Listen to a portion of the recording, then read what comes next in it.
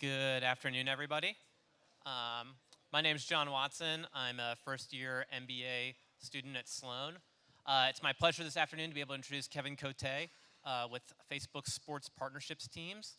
And he's going to be presenting today on Facebook and the integration of Facebook in fan bases. So with that, I'll turn it over to Kevin and let him take it away. Cool. Thank you. Thank you for having me. I've seen a lot of familiar faces in the crowd, so that's been nice. Before I get into all the latest and greatest about Facebook and where Facebook is heading within the sports industry, a little bit of background on myself. So I actually worked for the Golden State Warriors for 11 years prior to joining Facebook about 9 months ago. I've seen some funny comments all throughout the day about how the Warriors have been mentioned on every single panel at Sloan. And I've already extended that streak 10 seconds in. So I ran digital and social over there. But we really became Facebook first when it came to our business strategy. Not only the conversation on social, but business as a whole. And so now I'm on the Facebook side, helping manage all our relationships with teams. And there's a lot of teams in the audience. But before going into all the specifics, I'll let a fun little sizzle reel do the talking.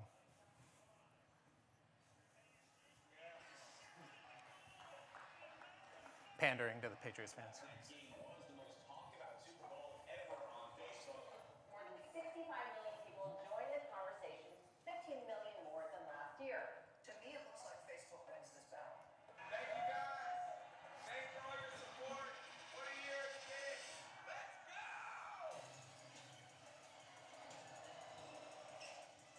I would never cheat the game. Never. Putting in the work right now is all about. Tonight, we bring you the Suns and the Facebook Bulls. Facebook question poll, who the name's better? Oh, this is going to be good. No more. This game's better. Facebook. Who knew? I mean, especially with what you get to with that.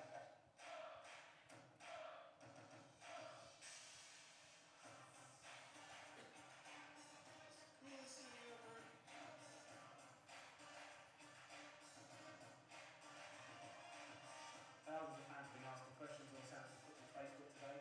Finally, I achieved 100 million fans on Facebook. Let's go, weightless. NHL center pulls off a miracle.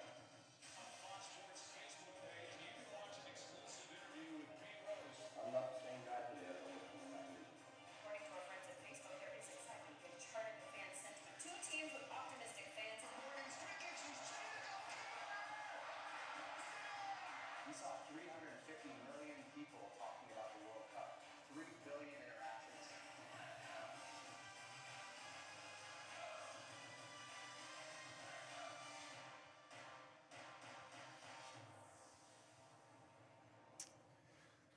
So that's indicative of not only Facebook's role right now within the sports ecosystem, but all the different products and experiences that are involved.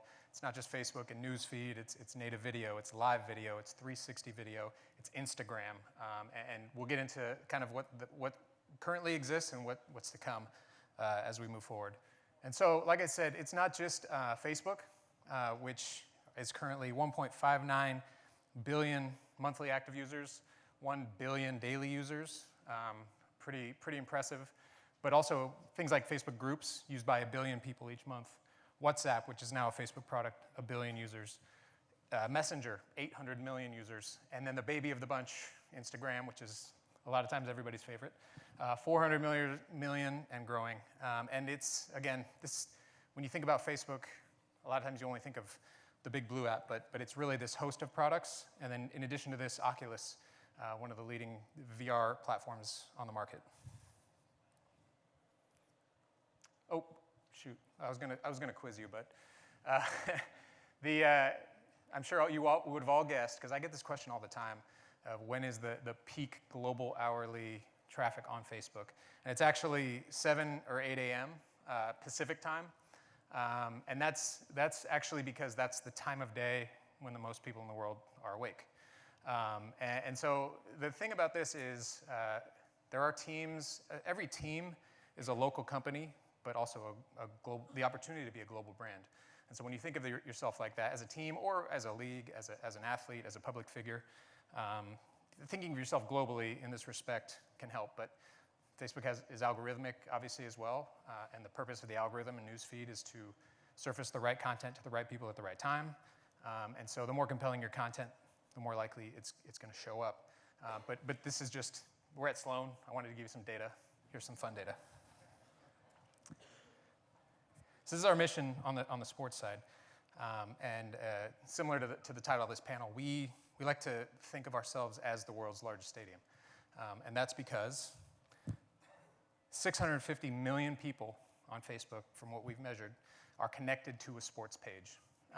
And what the interesting thing about this is how it breaks down from those 650 million people is that they like an average of 12 sports pages. 6 athletes, 5 teams, and 1 league. So athletes and teams really drive consumption, fandom. Not something that is that surprising, but a lot of times people think first of how massive the leagues are. But in fact, the athletes and the teams are the ones driving a lot of the conversation. Speaking of data, we've also broken this down by sport. And we have, I can't share it today, but you'll maybe see it soon. Whether it's global football, soccer for the Americans, basketball, baseball, American football. We have the number of people who are connected to sports pages, and we use that information to share with our partners, to show them both the landscape of how large the sport is as a whole, but also where the opportunities are for growth. There was some good conversation in a panel a couple hours ago about that opportunity and how the emergence of digital and social is really going to be powerful, not only for a sport like global football, which is already massive, but these other sports who have been, cricket in India is very centralized there, but opportunity to grow globally. And football here in America, the NFL, opportunity to grow globally. Basketball is set up in an amazing way to grow globally because of the way they're embracing digital and social. We also like to kind of refer to ourselves as the largest real-time social media audience. And this is indicative in some of the biggest events that happen. Some very big numbers here on this slide, as well as when you think about Super Bowl 50, which just happened, obviously. Instagram had 38 million people, unique people, who had 155 million interactions. Meanwhile, Facebook had 60 million people with 200 million interactions. And these were by far the biggest numbers of any platform. And again, shows that people are having real-time conversations about sports on both of these platforms. Sometimes it's private conversations, but it's still conversations. And so we're now thinking more about building products and experiences and shaping our own strategies for teams, for athletes, for leagues, to think of Facebook more in a real-time fashion. This is a big reason why. This is a Millward-Brown third-party study, but 85% of people using social media during live TV, sports is obviously a big driver of live TV, are using Facebook. And so again, some of these conversations are private among friends, among your friends and family, but they're conversations nonetheless. And more publishers, teams, leagues are embracing this and producing more and more content for fans to consume. It's also about, for the teams, empowering the fans to tell that story as well. And we'll get into that a little bit later. Facebook, we talk a lot about the second screen, but it's also the first screen for mobile content.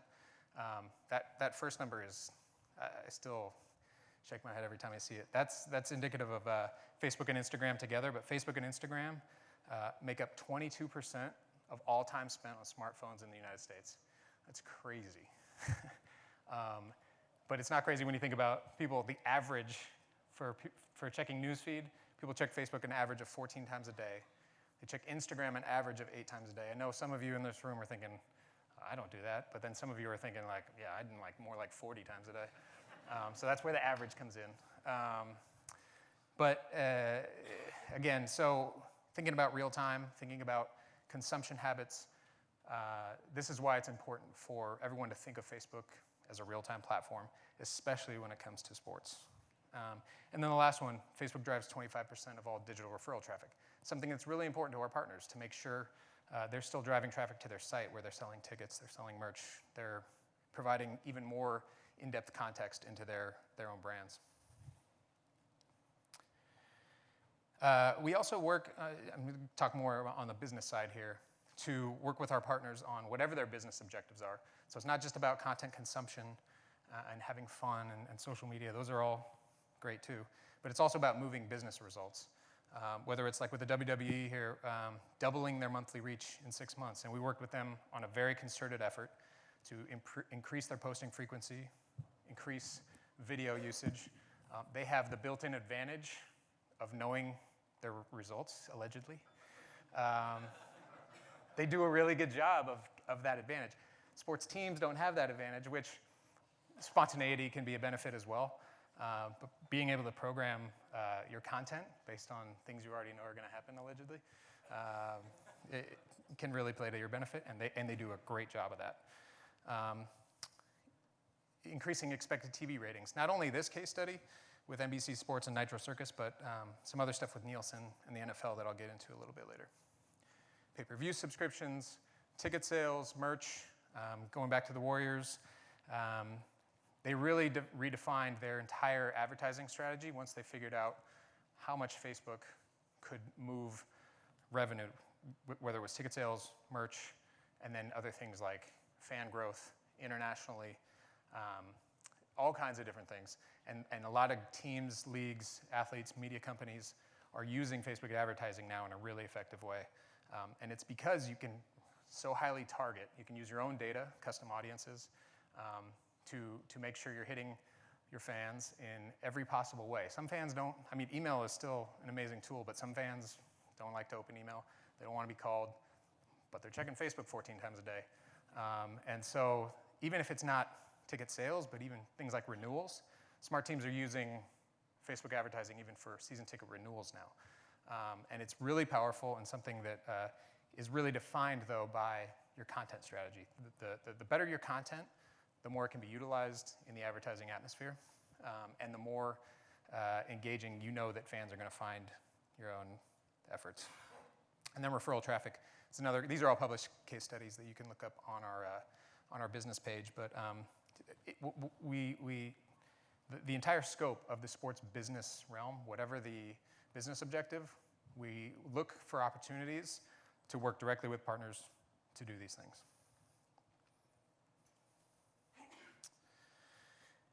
And then thinking about the future, where 3 billion new people will come online via smartphone. That's the key there, via mobile. Digital advertising that's going to continue to increase in terms of ad spend. The fact that, and these are not my words, these are independent studies, so don't quote me on this. But by 2025, half of consumers under 32 won't pay for cable TV. And then the last one, VR and AR, projected to be a $4 billion business by 2019. That's not that far away. So again, when we work with our partners and we think internally, how are we thinking about all these facts and the ever-evolving world that we live in right now? I think everyone in this room understands that the way consumption currently occurs, the way we experience sports is only going to continue to change at a rapid pace. And so we want to be out in front of that and help our partners along the way. This is how we're set up. Again, just getting into the weeds about our business, covering the entire sports ecosystem, everyone from athletes to media companies to leagues to teams to innovation and growth, which are things like UFC, WWE, surfing, esports. Huge opportunities here, and we want to make sure we're covering the entire ecosystem. So more data. Let's get back into the data. This, the graph on the left is from Super Bowl 49, again, pandering to the Patriots fans. You'll see the conversation by minute happening across the United States. The big spike at halftime. Anybody know what that is? Katy Perry, Left Shark. And then the interception at the end is when everything really lights up. But these are, if you see the numbers, they're just staggering. 700, 800,000 people per minute talking about the Super Bowl on Facebook per minute. That's incredible. On the right is a look at a game that I can't tell you what the game is, but I can tell you that a record-setting moment was occurring, and the chatter on Facebook spiked before the Nielsen rating spiked. And this is something we're also looking to do when we talk about tune-in and proving that people are consuming content on Facebook, but it can also drive behavior to where then you see that record-breaking moment, oh, I'm going to turn on the game to see what happened. And so we've partnered with Nielsen now, actually, and they are going to be helping us showcase this, showcasing how Facebook chatter affects tune-in. And we've done this with the NFL. We actually did a test this past season with several Sunday Night Football games. And what it showed was that an additional post on Facebook 15 minutes prior to the game correlated with 250x, or plus 250 viewers. But an additional share in that same time frame actually correlated with 1,000 viewers. Pretty amazing that we're able to now connect the dots a little bit and show what's happening here. So again, being that it's Sloan, let's look at more graphs and charts because those are fun. The bottom lines here are the Facebook shares about the specific game. The top is the TV viewers. And what you'll see if you look closely is that every spike in TV viewership is preceded by a spike in Facebook shares. So again, direct correlation between the conversations happening about the game, sharing among fans, and then actual tune-in of the game. More to come on all this, but this was kind of the first test that we ran with Nielsen. One more Warriors example, because it's important to remember they weren't always the subject of every Sloan conference topic. This was just a little bit 2 years ago, 700,000 likes, which was fine. Very locally based. The Warriors have always had an incredible local fan base. But we always talked about being ready for the moment and really capitalizing on it at a global level. And so with the 700,000 likes just over 2 years ago, it broke down like this: 55% in the US, 45% international. So we knew we weren't going to grow a ton more in the Bay Area, pretty saturated there, but globally, there was an opportunity. And so I take zero credit for this, because that's called the Steph Curry effect. And that number's actually, they're up over 6 million now, growing like crazy. But the more important thing to note here is that we made a concerted effort to use Facebook tools like targeting and region-specific content to really make a dent and make sure our international fan base grew. And again, Steph deserves a lot of credit for that too, but it was a concerted effort we made to grow that fan base internationally. And that's where I talk about every team has the opportunity to be a global brand, even if you're really just a local company. And teams, for those, as everybody knows, teams are really small companies. There's a lot of people, there's very few people wearing a lot of hats. But they become global brands seemingly, in a year or two. It's about being ready for that moment. And so that goes from everything from resourcing to just ownership mentality. But we like to be there every step of the way to make sure teams are capitalizing in the proper way. And a lot of this is done through Facebook Insights, more data, both page insights, which every page has access to, but also audience insights, which go a lot deeper into demographics, lifestyle, purchase. And these are things that can be beneficial for the entire organization beyond just your Facebook audience, but knowing what kind of fans you have.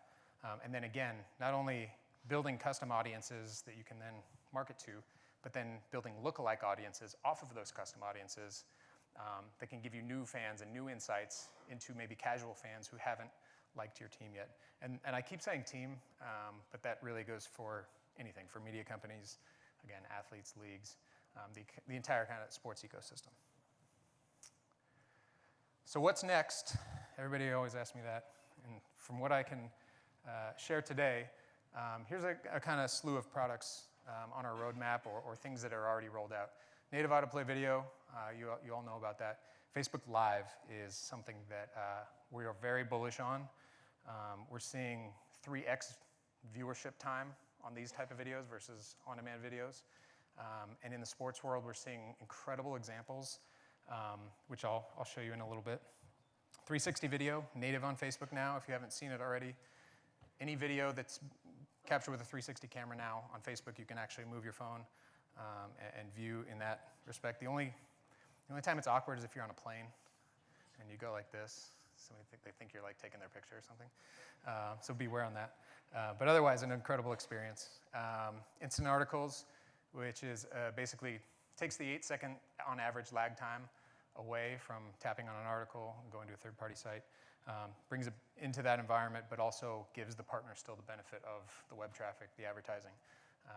Kind of the best of all worlds, and the user is the one who really benefits. Instagram, which I'll get into a little bit, they have a lot of new products. Profile frames, you've hopefully used them, whether it was for a global cause or to support your favorite teams. We're going to be doing even more of that. Sports Stadium, which I'll talk about in a little bit as well. Really important because it was the first product at Facebook that was built specifically for sports. So something we're really excited about. Very early days, but we're very excited. And then Oculus, which I talked about. Hopefully, most of you have done an Oculus demo or a VR demo of some sort. It's hard to really explain how amazing it is unless you've experienced it. But when you think about 360 video and then how that then enters into the VR environment, it's incredibly compelling. Actually, the Big East is streaming their games from their Big East tournament this week in VR live. You can actually watch the games from courtside from your couch. And something the Warriors did the first game this season in coordination with the NBA and Turner. But just incredibly exciting to think how early days that is and where that's going to head for sports when it comes to consumption and connection. Not maybe in your living room, but for a friend of yours who's watching the same game as you far away. Early days, but nothing but excitement. This is, I mentioned video is big. This is the progression of daily video views over the last year and a half. So September 14, when native video autoplay came out, it was 1 billion a day, pretty great. January went up to 3. April of last year, so less than a year ago, was at 4. And then November, which is the latest reported numbers, which is now 5 months ago, 8 billion a day. Again, a pretty amazing number to think about, and you know, we all like graphs that go up and to the right at our respective businesses, so this is a good one for us. Facebook Live.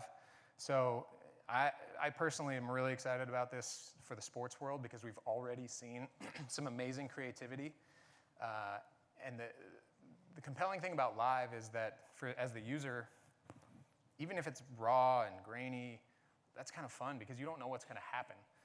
As the team, as the publisher, as the creator, there's inherent risk there, but that's also what drives the viewership. And that's also what creates a lot of creativity that right now, those who are early adopters, those who are embracing this technology and thinking about this in their content mix are really thriving. This is an example from the Dolphins.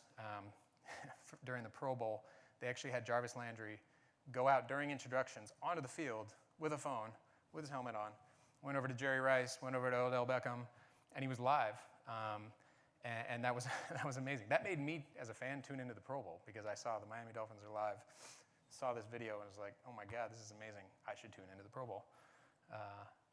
The Clemson, if you aren't aware, Clemson is best of class when it comes to college usage of social media on every platform.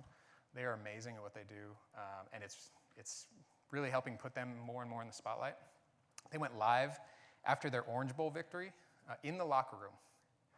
Locker room, very risky maybe place to go live, but they did it, and it turned out amazing. The coach gave this, really heartfelt speech, and the page, I think at the time, had 200,000 views, and they had 200,000 likes, and this video got over 1 million views. So pretty compelling. And then a club like Real Madrid, which I think I didn't check today, but I think they have 90 million likes. So I talked about the Warriors having 6 and how impressive that was. They have 90. Cristiano Ronaldo is up over 100 million. I can't even describe how massive global football is, especially when it comes to a platform like Facebook that's so global. But so this video, they just basically they go out to the pitch, put the camera on the guys, 4 million views. They have incredible scale. And then a couple more quick examples. The Denver Broncos, just the other day, during Peyton Manning's retirement, not only did they stream it on their website and their app, so they still got a lot of views there, they also streamed it on Facebook from an alternate angle. Got over 1 million views that day. Pretty amazing that they probably wouldn't have got that many views if they had just done their web and app. But at the same time, they drove even more awareness toward their web and their app because it was a different camera angle. It had some more elements on there. So it was kind of the best of all worlds for them.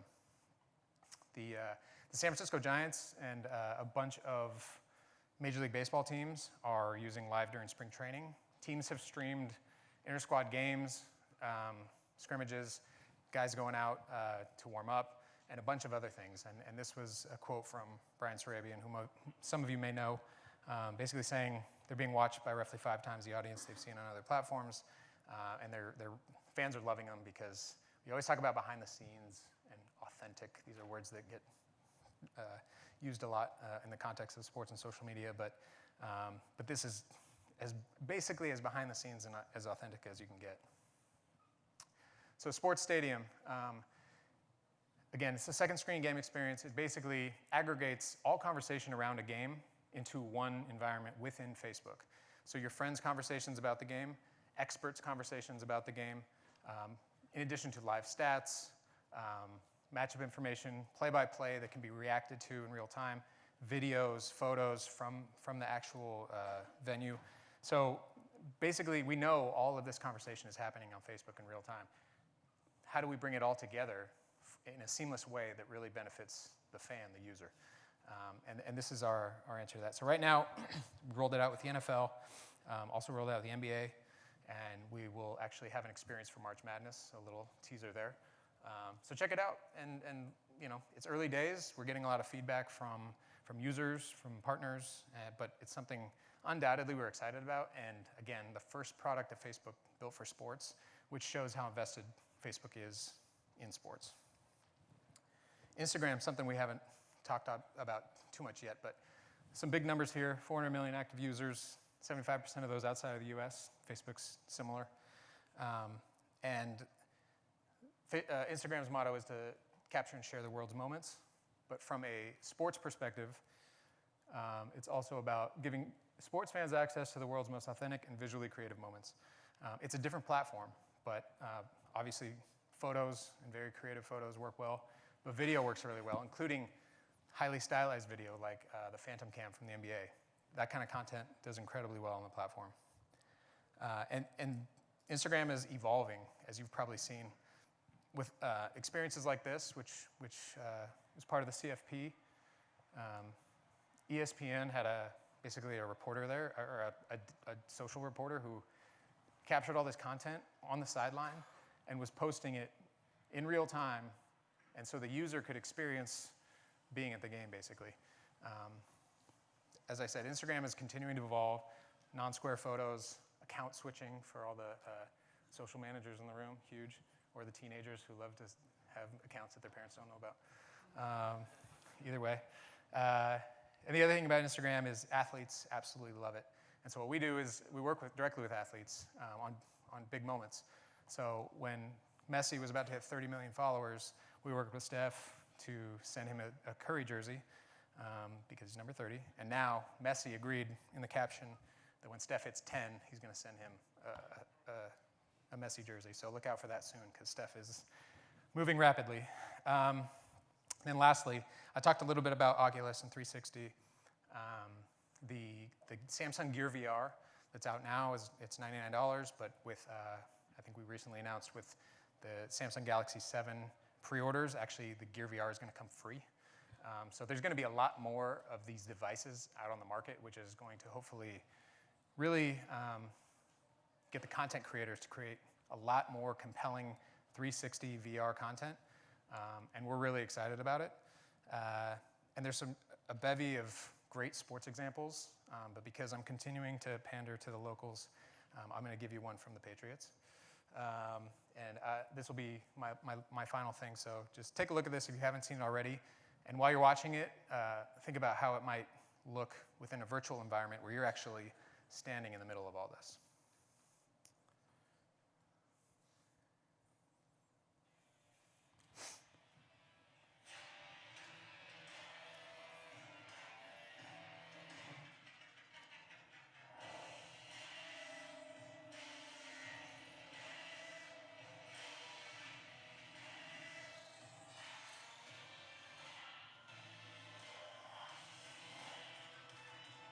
So this is a little choppy, but you get the idea. And the key is when they get to the field, which you'll see in a bit here. But look at the locker room. Here's the.